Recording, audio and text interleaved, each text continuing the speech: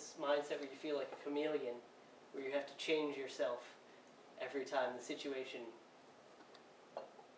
adjusts.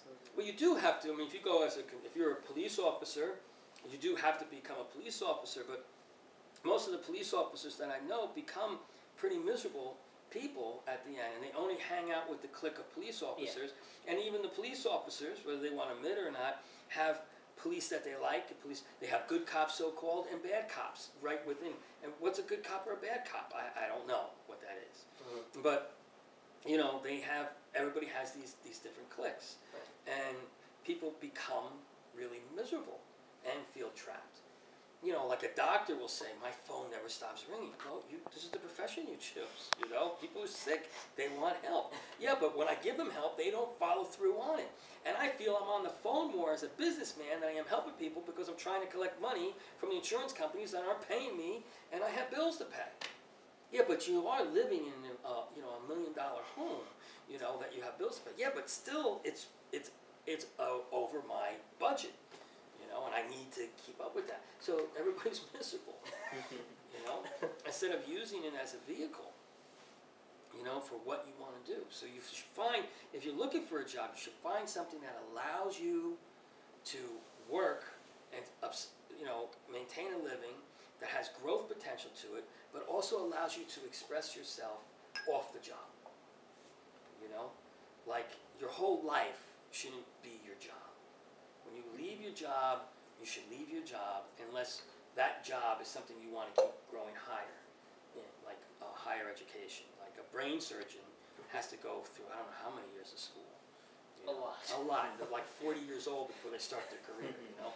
I mean, you have to have a certain amount of passion for that and interest in that they want to come home and read another book about the brain. Right. You know, I don't want to come home and read another book about baking bread.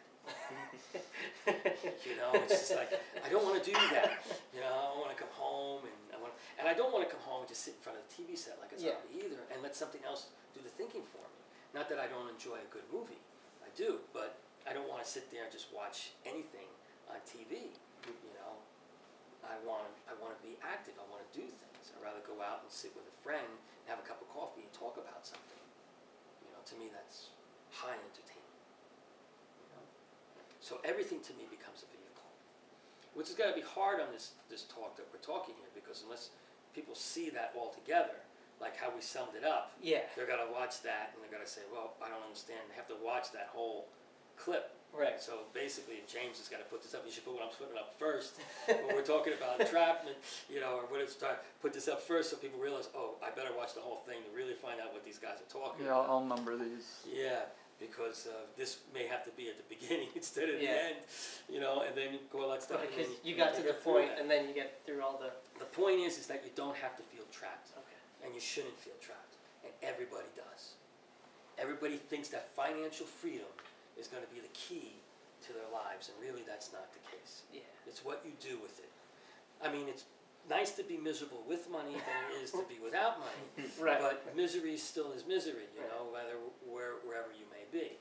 So it's important, you know, to really make the most of your journey and what you're doing, you know.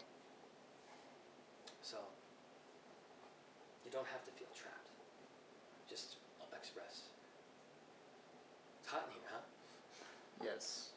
I'm sunburned, so that's probably why. So here's to not being trapped, guys. To being who you are.